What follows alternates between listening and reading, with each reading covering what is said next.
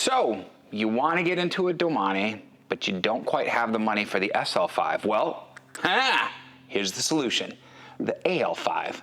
Let's get on topic.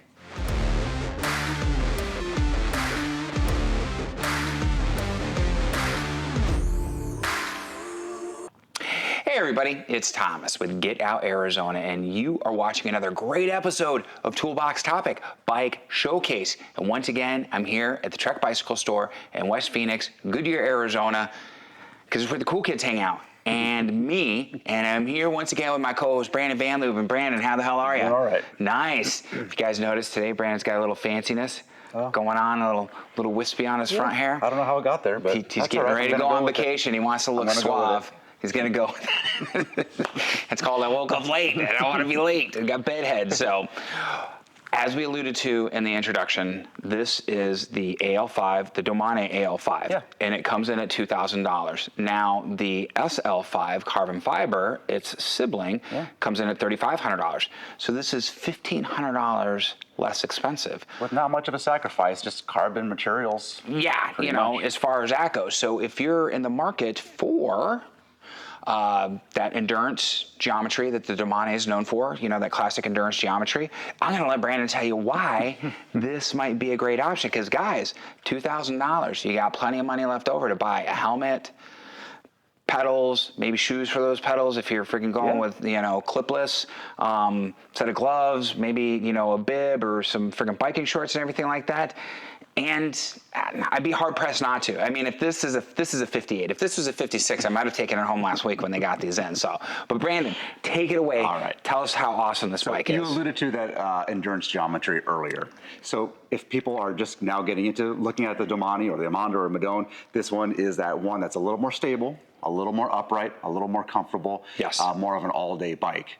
That endurance geometry also allows you to, if you want, and you've heard me say it many times, put some gravel tires on this bike, and you have a fantastic gravel bike. Yes, you do. You have a bike that does two things, which is at $2,000, holy crap, what a steal. Yeah. So that's endurance geometry. And the way they achieve this is, and I'm always saying this as well, the head tube's a little bit taller on the Domane, and the top tube's a little bit shorter. That's bringing the rider a little bit up and back. Right. And then what we have is a little bit longer wheelbase compared to the Amanda or the Madone. So that's adding stability in rougher conditions. That gravel road or really tough tarmacs. Right. So aluminum frame on this thing like we're talking to. Right. Why not? Exactly. I don't care anymore about carbon. It's fine. But now we can save so much money. Right. We have another $1,500 to play with. Right. We have 28 millimeter tires on here. That's going to absorb all that. Whereas before, I would have shouted about carbon a few years ago because we were running smaller tires at a higher pressure, and that was kind of beating you up on an aluminum bike. The low frequency, vibration. Exactly. So now we have these huge tires on here. Right. That's going to absorb a lot of that low frequency. The bike's going to ride great. It's aluminum, which means it's cheap, and it does not have any corrosion properties to it. Right. It's and just fine. And it's that 100 alpha aluminum, so it's good Trek hydroformed aluminum. Yeah, it's just fine. This one, I'm talking about Domane, this is the 100 series aluminum. There are better series aluminum out there. This is the base aluminum, but it's not bad. It's, again, these bikes are a little bit heavier. All the bikes are heavy now. We'll put the weight down below. This one's coming in just under 22 pounds, which I don't think is very light. No, that's not bad at all. Once you get on the bike, it's all about when you get on the bike, you don't care anymore how much it weighs. No. It just rides nice. So I'm going to put a link down below. There's a gentleman does bike packing for a living. Guy's been all over the world. I enjoy watching his videos, and he has a very analytic scientific way of destroying the myth of weight really matters when you're climbing hills and stuff like that, kind of like Trail Domane.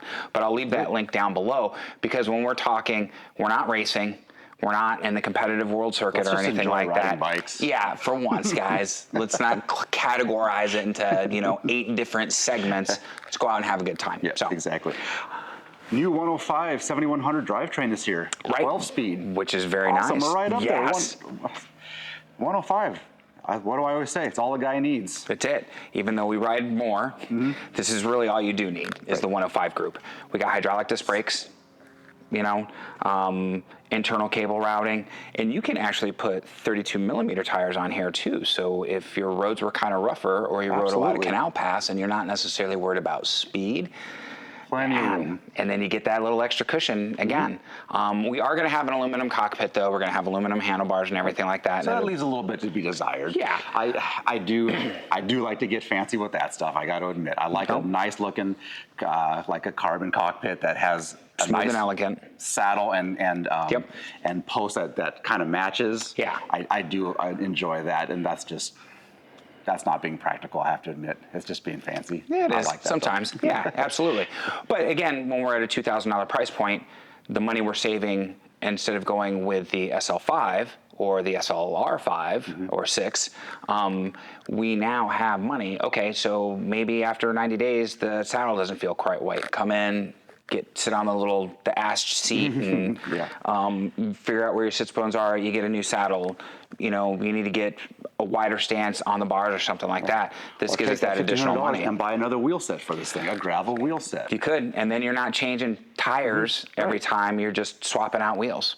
So, which is another great thing. So, this offers so much versatility and opens the door for so many other items. It's really good. So, and you still get a carbon fork on there, so that will take some vibration as well, as well as keep the weight down a little bit. Wheels are going to be aluminum, leave a little bit to be desired. I mean, man, carbon wheels are awesome. They're stiff and they're light, and that's really where a good place to spend your money is on carbon best fiber upgrade wheels. you're going to do. Yeah, they're going to spool up faster. They're going to feel great, and again, stiffness is key in the wheel set to me. Yeah, so. Absolutely. We've got dual for water bottles, and then we have up here if you want to do a feed bag from either Rogue Panda, which I'll have a link down below, and even give you a little bit down here as well. So, oh, really? Okay.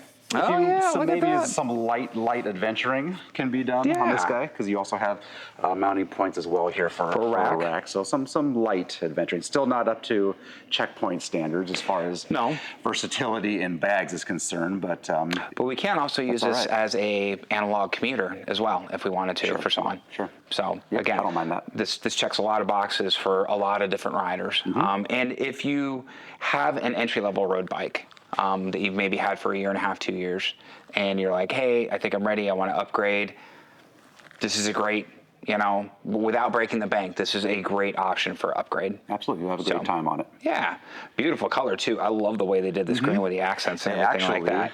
It reminds me of a color that Specialized used to make that I used to like. I'm like, hey, it's like an old what was it, an old Tarmac? I think that had the same color, and I always liked it. Very similar. Kind of minty metallic green. It almost reminds me of an oxidation. a little bit. But I'm talking about that oxidation. Here's one thing I don't like about this bike. Okay. So they gave us these bronze colored looking bits. Right. The seat collar, the hubs are kind of bronze looking. I don't know if you'll be able to see that. It looks like a black set that's been in the sun in Arizona already for 10 years. And I think for this it already looks like it's old. Because part of it's right here on black, and it's reflecting that black. If they're used to Arizona, then you see things that fade in the sun. These look like they've already been pretty faded, but other places it's the hip style. Again, we're picky at this point, guys. We got to make it interesting. So, if nothing else, all right. So we've hit all the highlights. This is for the most part, other than a carbon frame and a couple little things, saddle stuff like that. It's super practical, and it's going to be neck and neck with the SL5 Domane. Is there anything you want to add before we close this up? Because I don't think this is really a horse we need to beat anymore. Nope. I will say one thing. I'm going to scream about this again, too. This is the worst design choice I could think of ever. Right. It's routing all your cables through the headset bearing. Yeah. Like at home, you guys aren't going to have to deal with this, but I have to deal with this. Right. If you ever have to do any replacement of the headset bearings, you have to take the hoses apart, you have to re-bleed everything, run everything back through there, and this is all very tight, and it kind of doesn't feel that good to me up here because the cables are so stiff. Right. So you're not going to feel it when you're riding, but you just want this area just to feel perfectly smooth and light. Yeah. And you don't get that when all these cables are in the way. Right. But And yeah, maintenance practicality. They obviously weren't thinking. They were looking for more of an elegant design. It's for aesthetics, Yeah, for sure. absolutely. And I wish it So- would get more to practicality as far as that's concerned as well. I don't mind an ugly bike, guys. So as long as it works and it's practical. So at that point, all right. Seriously, like, that's subscribe, bell notification icon. Why? Helps out the channel, helps out the video, and we appreciate you for that. There's going to be a link down below for Trek Bicycle Stores of West Phoenix. Make sure you follow that link. It's the most important link. If you have any questions about this bike, about any other bike, or anything else you've seen on Toolbox Topic, give Brandon and his great team a call. They will be more than happy to help you. So Instagram, Facebook, TikTok, the devil's work, but we need it. Social media, get the word out for Get Out Arizona, group hikes, group rides, all the fun that we do. It's a good time. The other links are affiliate links, and if you follow one of those and make a qualifying purchase, we receive a small commission, but you do not get charged anything else. And it helps us out with coffee money, gas money, and park pass money, the other trifecta we love so much here at Get Out Arizona. So on that note, my friends, what do we always say? Be kind to yourself and others. Be amazing stewards out on that trail, because we lead by example, and we have to ask, what are you waiting for? Get Out Arizona. That's right, my friends. We'll see you on that next adventure. Take care, everybody. Brandon, we'll see you next week. So long.